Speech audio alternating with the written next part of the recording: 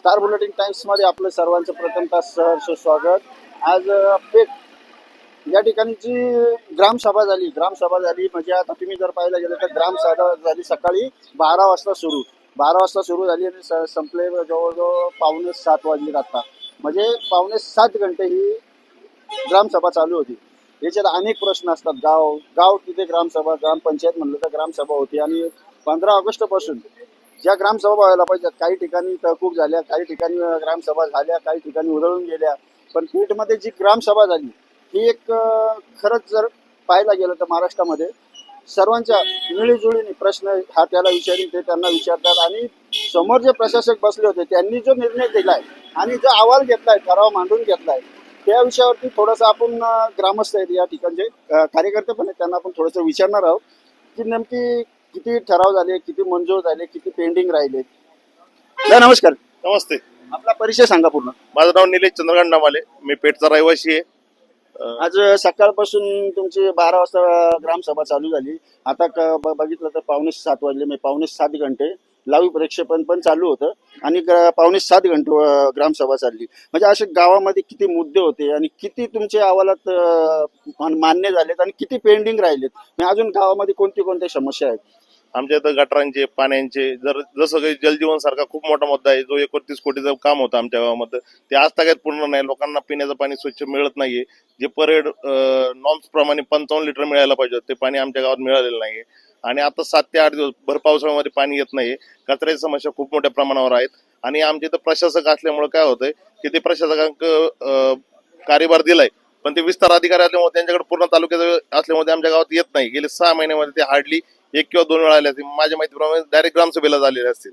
याप्रमाणे आमच्या गावात बरेचसे कामं पेंडिंग होते आणि पावणे 7 तास चालली, याच्यामुळे आमचे खूप सारे मुद्दे पेंडिंगला पडलेले आहेत जे इथं मांडले गेलेले नाहीत। आता अंदाजे किती प्रश्न मांडले गेले असतील तरी अंदाजे एक 25 ते 30 प्रश्न फक्त मांडले गेलेले आहेत। बाकी किती राहिले? बाकीचे अजून 70 ते 80 प्रश्न बाकी आहेत। असे 100 प्रश्न होते गावाबद्दलचे, ते मांडता आले नाही आम्हाला आज। म्हणजे टाइम अपुरा पडला। हा टाइम अपुरा पडला। आता तुम्ही जलजीवन मिशनचे जे बोलत होते, जलजीवन मिशनच्या हा प्रत्येक ठिकाणीच म्हणजे हा प्रश्न उपस्थित आहे।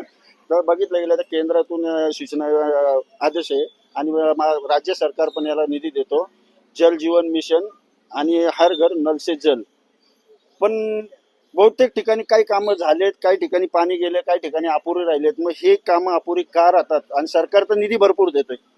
यामध्ये असं काय होतं, 50% सेंट्रल गव्हर्नमेंटचा आहे, 50% राज्य सरकारचा आहे, याप्रमाणे निधी वर्ग होतो। पण आता गावामध्ये म्हणजे आता मल्टीव्हिलेज स्कीम आहे सातगाव पठारावर, त्याच्यामध्ये शिखर समिती स्थापना केलेली आहे।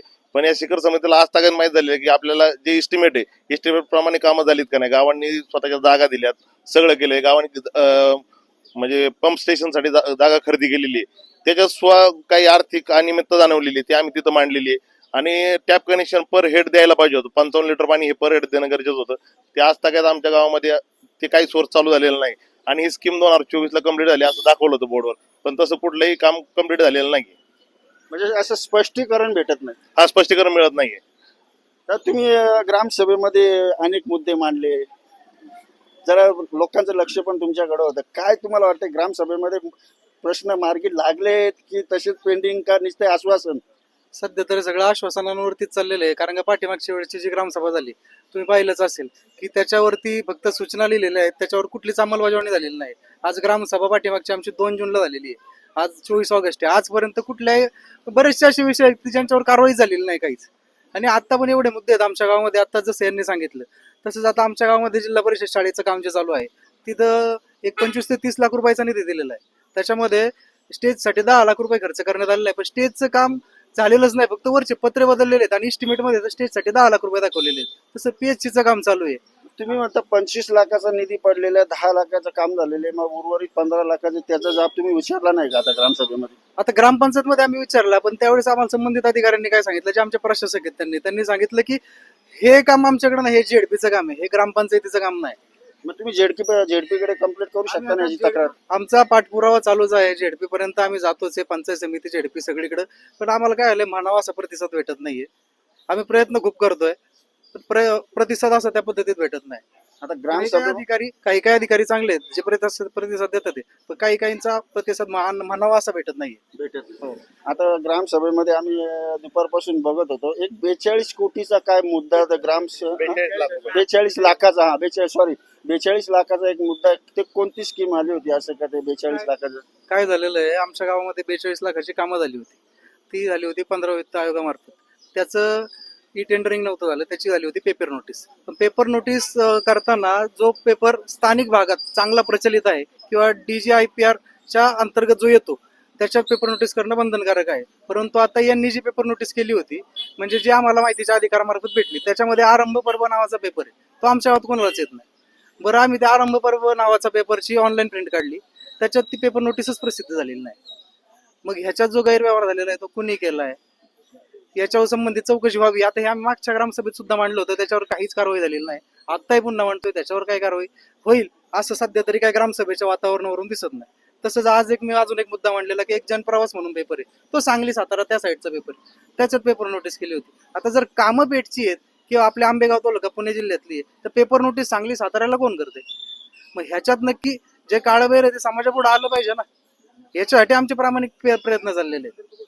आणि त्या पेपरमध्ये जिकडे तिकडे बघायला गेलं तर पेपरची किंमत बघितलं, पेपर कमी असतात आणि त्याची किंमत असंख्य, असं बिल जास्त लावतात ग्रामपंचायत, असं अनेक ठिकाणी निदर्शनात आलेले. काय सांगितलं आता हेच आता तुमच्या समोरच प्रशासकांना आम्ही विचारलेलं. प्रशासक काय म्हणले, आमचं काम समोरून जो इंजिनियर आहे, इंजिनियरनी एकदा दिलं, सांगितलं की एवढं एवढं काम झालेलं आहे का, त्याचं बिल काढायचं काम आमचं आहे. बाकी MB प्रमाणे बाकी आमचा कुठलाही त्याच्यात हस्तक्षेप आम्ही करू शकत नाही.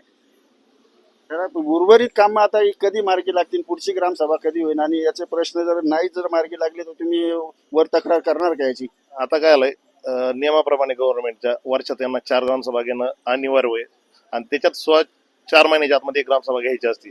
आता आमचं ऑलरेडी एक तक्रार अर्ज ग्रामपंचायतच्या विरुद्ध आहे, त्याची चौकशी झाली, चौकशीचे आदेश आले, ते जिल्हा परिषदला परत पाठवलेले. पण आम्ही त्यांच्याकडे मागणी केली की जी पूर्ण 5 वर्षातली आर्थिक जे आहे चौकशी, ती पूर्ण चौकशी होऊन स्पेशल ऑडिटची मागणी केलेली आहे आम्ही जिल्हा परिषदला.